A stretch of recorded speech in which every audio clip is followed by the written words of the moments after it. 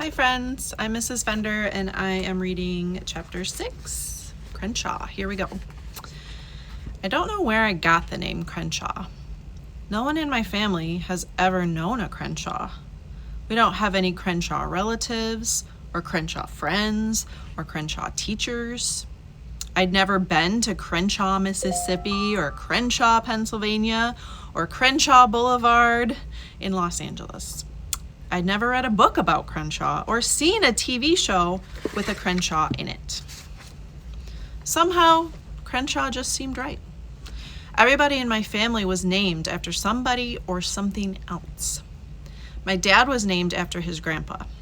My mom was named after her aunt. My sister and I weren't even named after people. We were named after guitars.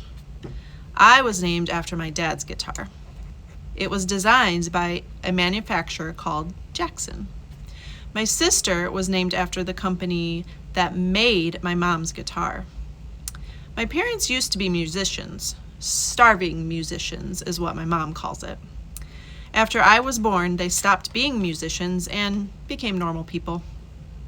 Since they'd run out of instruments, my parents named our dog after a famous singer called Aretha Franklin. That was after Robin wanted to name her fairy princess Cutie Pie, and I wanted to call her Dog.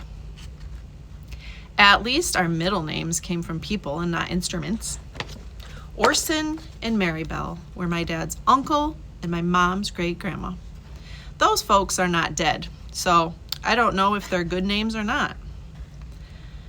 Dad says his uncle was a charming curmudgeon, which I think means grumpy, with some niceness thrown in.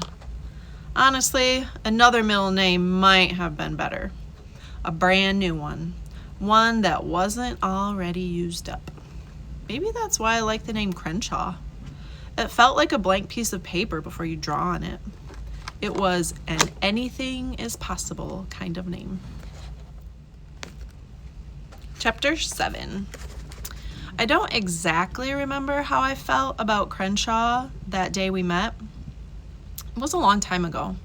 I don't remember lots of stuff about what happened when I was young. I don't remember being born or learning to walk or wearing diapers, which is probably not something you want to remember anyway. Memory is weird. I remember getting lost at the grocery store when I was 4, but I don't remember getting found by my mom and dad, who were yelling and crying at the same time. I only know that part because they told me about it. I remember when my little sister first came home, but I don't remember trying to put her in a box so we could mail her back to the hospital. My parents enjoyed telling me that story. I'm not even sure why Crenshaw was a cat and not a dog or an alligator or a Tyrannosaurus Rex with 3 heads. When I try to remember my whole entire life, it feels like a Lego project where you're missing some of the important pieces, like a robot minifigure or a monster truck wheel. You do the best you can to put things together, but you know it's not quite like the picture on the box. It seems like I should have thought to myself, wow, a cat is talking to me, and that is not something that usually happens at a highway rest stop. But all I remember thinking is how great it was to have a friend who liked purple jelly beans as much as I did. Chapter 8. A couple of hours after the mysterious jelly bean appearance during cereal ball, my mom gave Robin and me each a grocery bag. She said they were for our keepsakes. A bunch of our things were going to be sold at a yard sale on Sunday, except for important stuff like shoes and mattresses and a few dishes. My parents were hoping to make enough money to pay some back rent and maybe the water bill too. Robin asked, "What is a keepsake?" My mom said, "It's an object you treasure." Then she said, "Things don't really matter as long as we have each other." I asked what were her keepsakes and my dad's. She said probably their guitars would be at the top of the list and maybe books because those were always important. Robin said she would bring her Lyle book for sure. My sister's favorite book in the world is The House on East 88th Street.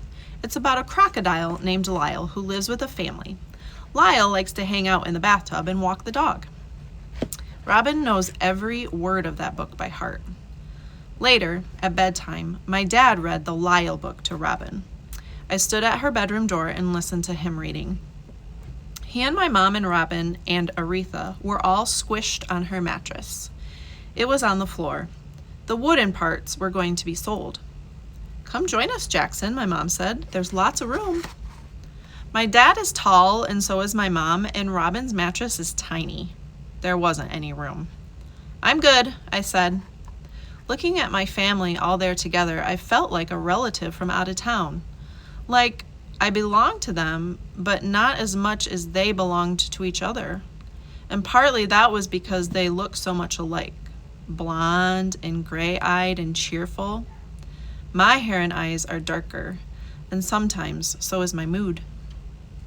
Emptied out, it didn't look like Robin's room anymore, except for her pink lamp and the marks on the wall that showed how much she had grown, and the red spot on the carpet where she'd spilled cranberry apple juice. Robin was practicing her t-ball batting, and she got a little carried away. "Swish, swash, splash, sploosh," read my dad. "Not sploosh, Daddy," Robin said. "Smoosh, splish, swash?" "Stop being silly," she said. She poked him in the chest. "It's swoosh. Swoosh, I tell you." I said that I did not think a crocodile would enjoy taking a bath. I just read a whole library book about reptiles. My dad told me to go with the flow. "Did you know that you can hold a crocodile's jaws closed with a rubber band?" I asked. My dad smiled. I wouldn't want to have been the first person who tested that theory. Robin asked my mom if I had a favorite book when I was little. She didn't ask me because she was pouting about my bathtub comment. My mom said, "Jackson really liked A Hole Is to Dig. Remember that book, Jackson? We must have read that to you 1,000,000 times." "That's more like a dictionary than a made-up story," I said. "A brother is to help you," my mom said, which was a line from the book. "A brother is to bug you," said Robin, which was not a line from the book. "A sister is to drive you slowly insane," I replied. The sun was beginning to set. The sky was tiger-colored with stripes of black clouds. "I have to get my stuff ready for the yard sale," I said. "Hey, stick around, dude," said my dad. "I'll read A Hole Is to Dig," assuming we can find it, that is. "I'm way too old for that book," I said, even though it was the first thing I'd put in my keepsakes bag. "Lyle, one more time," Robin said. "Please, please, please, please, please." "Dad," I asked, "did you buy some purple jelly beans?" "Nope." "Then where did they come from? The ones in Robin's t-ball cap? It doesn't make any sense." "Robin went to Kylie's birthday party yesterday," said my mom. "Did you get them there, Sweet Pea?" "Nope," Robin said. "Kylie hates jelly beans. And anyway, I told you they were magic, Jackson." "There's no such thing as magic," I said. "Music is magic," said my mom. "Love is magic," said my dad. "Rabbits in a hat are magic," said Robin. "I would put Krispy Kreme donuts in the magic category," said my dad. "How about the smell of a new baby?" asked my mom. "Kitties are magic," Robin yelled. "Indeed," said my dad, scratching Aretha's ear. "And don't forget dogs." They were still going at it when I shut the door.